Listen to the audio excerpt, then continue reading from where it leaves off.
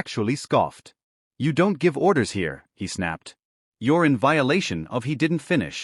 My dog's blood was still warm on my hands. My ears were ringing from the shot that killed him. My world had narrowed into a tiny burning point of focus. This man will never hurt another living thing again. He lifted his gun just an inch. Just enough. Just enough to justify what came next. I drew smooth, silent, fast. Bang! The round slammed into his chest. Center mass, knocking him backwards so hard he hit the pavement with a grunt. Air punching from his lungs. He tried to raise his gun again. I fired a second time. Bang! Another center mass hit, blood blooming through his fake uniform vest. His eyes rolled, his breathing hitched, his arms went limp. The second fake cop froze, eyes wide, knife shaking at his side. "You're insane," he shouted. He was HOA enforcement. He had authority. I stepped toward him. "No," I said. He had a gun and a lie. The man backed up so fast he tripped over the curb, scrambling like a child. "Stay back," he yelled. "I didn't shoot the dog. I didn't do anything. I'm just following orders." He lifted the knife in trembling hands. Wrong move. I fired once. Bang! The bullet tore through his thigh. He screamed and collapsed sideways onto the grass, clutching his leg, crying instantly from the shock. "Please, please stop," he sobbed, dropping the knife. "I don't want to die. I didn't mean to. She said we had to scare you." I stepped closer, towering over him. His breath shook. His voice cracked. "She said to shoot the dog if it came close. She said to do anything to make you leave the property." His hands were covered in dirt and tears as he crawled backward.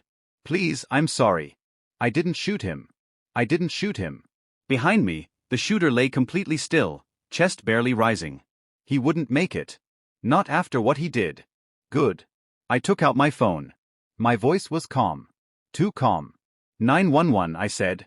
2 armed suspects on my property. 1 fired at my service dog. Shots fired. 1 down, 1 injured. Send deputies and medics. The operator asked if the first suspect was breathing. I glanced at the shooter. Barely. Not for long. Not really, I said. Neighbors emerged from their porches, phones recording, voices whispering, "Oh my God, he shot the dog. They attacked him first. The HOA has gone way too far." Sirens approached in the distance fast. The wounded fake cop curled into himself, crying, "Please, please don't kill me. Please." He should have thought of that before stepping onto my land. And this wasn't over because Victoria Hale, the woman who sent them, had no idea what was coming for her next. If you're enjoying this HOA story so far, like and subscribe because the story is only going to get better. The sirens finally rolled onto the street. First 1 cruiser, then 2 more. Lights flooding my property in red and blue. Neighbors lined the sidewalks with phones raised, whispering, pointing, telling deputies he didn't start it. They shot his dog. They came onto his land armed. I didn't speak. I just stood there beside my dog's still body, hands stained with blood that wasn't mine. Deputies rushed toward the shooter first. 1 knelt, checked for a pulse, looked up at the others, and shook his head. "He's gone." The surviving fake HOA cop burst into hysterical sobbing. "He made me do it. He said we had to scare him. I didn't shoot the dog. She told us." A deputy crouched beside him. "Who told you?" The man pointed a trembling hand straight toward Victoria Hale's house. The entire street fell silent. Deputies exchanged looks. One walked up to me slowly, careful, respectful. "Sir, were you in fear for your life when you discharged your weapon?" I didn't hesitate. He aimed a gun at me after killing my service dog. The other advanced with a knife. They were on my property. The deputy nodded once. "Understood." Behind us. The fake cop kept crying.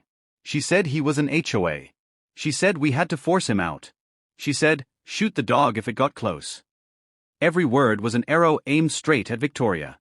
Deputies stormed across the street. Victoria Hale stepped onto her porch like she'd been rehearsing for a press conference. Pearls on, hair perfect, face arranged into a fake expression of concern. "What's going on? Why are you at my home?" she demanded. The lead deputy didn't blink. "Ma'am, we need to ask you a few questions about the armed men you sent to Mr. Carter's property." Victoria scoffed. Actually scoffed. They weren't armed. They were HOA enforcement personnel, completely within their rights. The deputy's voice hardened. "1 is dead. The other is injured." Both had weapons. Victoria's mask cracked. I didn't tell them to shoot anyone. I simply instructed them to encourage compliance. If his dog died, that's his responsibility. The crowd gasped. The deputies stared at her like she just confessed to murder, which in a way she had. "Ma'am," he said, stepping forward. "We have recorded statements, eyewitness footage, and digital forensics that say otherwise." Victoria froze. "Ma'am, turn around." "What?" "No, I am the HOA president. You can't." Handcuffs clicked. Neighbors cheered. Some cried.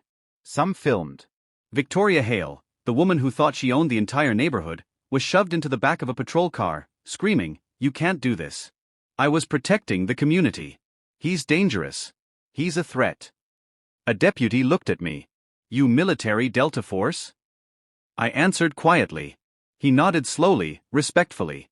"We'll handle everything from here." Medics lifted the surviving fake cop onto a stretcher. He refused to look at me. He just whispered, "She said you'd leave. She said the dog was expendable." "I'm sorry. I'm so sorry." I didn't answer. My attention was back on the body, lying at my feet. The only partner who never failed me. Deputies offered to take him to emergency veterinary services for documentation. I picked him up myself. Strong arms, slow steps, no tears. Not yet, just a storm, waiting for a place to strike. Before I carried him inside, I looked at Victoria's house, dark, silent, no longer feared. And I whispered, "This land is mine, and you'll never touch it again." Next few days, Victoria Hale was charged with conspiracy to commit violent harassment, sending armed individuals onto private property, animal cruelty resulting in death, felony manslaughter for the HOA cop who died, impersonating law enforcement through proxies. She got 35 years in state prison, and was ordered to pay $38,000 in restitution for the death of my service dog, the surviving fake HOA cop. He took a plea deal and received 4 years in prison for armed trespassing and impersonation, mandatory psychiatric evaluation, and a lifetime ban from owning firearms or working in any security capacity. And that's how a power-drunk HOA president learned the worst possible lesson. You never point guns at a Delta Force commander's dog. Not if you want to survive the day. What do you think, folks?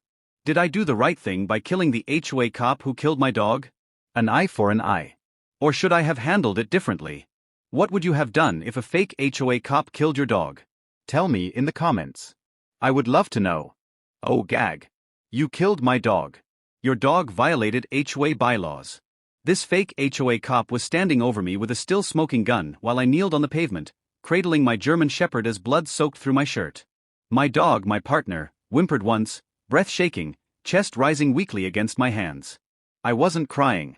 I was breaking. You shot my dog. I roared, my voice cracking as it tore through the quiet neighborhood. Why would you shoot my dog? The fake HOA cop didn't even blink. He looked down at me with a cold, bored expression and said, "Your animal violated HOA bylaws. Aggressive breeds are not permitted." The other fake cop stood beside him like backup, hands resting on his belt, face blank, as if watching a dying animal was just another Tuesday assignment. My breath slowed, my hands tightened around my dog's fur. And when I lifted my eyes, they weren't wet anymore. They were calm. Deadly calm. Calm in a way that only comes from someone who has ended threats on battlefields far from home. Calm in a way that comes from knowing exactly what you're capable of. But these two, they had absolutely no idea. Before we dive in, comment which country you're watching from. Let's see how far this story travels. Because to understand how we got here, how two imposters with cheap uniforms and borrowed authority ended up aiming guns at me over non-existent rules, you need the backstory. I've lived on this land my entire life. My father built our home. My grandfather laid the foundation. My family has owned this property longer than the HOA has even existed. Then came Victoria Hale, HOA president. Power, hungry, delusional, a woman who believed every inch of this neighborhood belonged to her except my land. Because my property was not part of the HOA. Never had been, never would be. She wanted it anyway. First came the friendly offers, then the threats, then the fake HOA letters slipped under my door, even though she had no jurisdiction. Then the bogus community violations accusing me of unauthorized grass, unauthorized driveway, unauthorized breathing, probably if she could have written it down. I ignored all of it because after the things I've seen on deployment, after the missions I've led, after the lives I've taken to protect my unit, someone like Victoria Hale wasn't even a blip on my radar. What I never imagined was that she would escalate to something unforgivable. She sent 2 fake HOA cops armed onto my land and they shot my dog. Not just any dog, my service dog, my deployment partner, the only creature who helped me sleep at night when memories tried to claw back in. He took one last breath. One final soft exhale, then went still in my arms. I lowered him gently onto the pavement like laying down a fallen soldier. The fake HOA cop holstered his gun, smug, standing tall like he'd just enforced justice. The second one stepped closer, chin up, fearless in his stupidity. "Stand down, sir," the shooter said. "HOA rules allow lethal force on non-compliant animals." My jaw clenched, a muscle twitched in my cheek. I rose to my feet, slow, controlled, like something violent waking up, and I said, voice low enough to make both men shift their stance. "You just made the biggest mistake of your life." The shooter smirked when I stood up. He thought I was just a grieving dog owner. He thought I was just another homeowner he could bully. He had no idea he was standing 10 feet away from a Delta Force commander who'd spent half his life ending threats far more dangerous than him. I took one step forward, just one. And both fake cops flinched. The one who hadn't fired held out a palm like he was actually in control. "Sir, stop right there. This is an HOA matter. Do not escalate."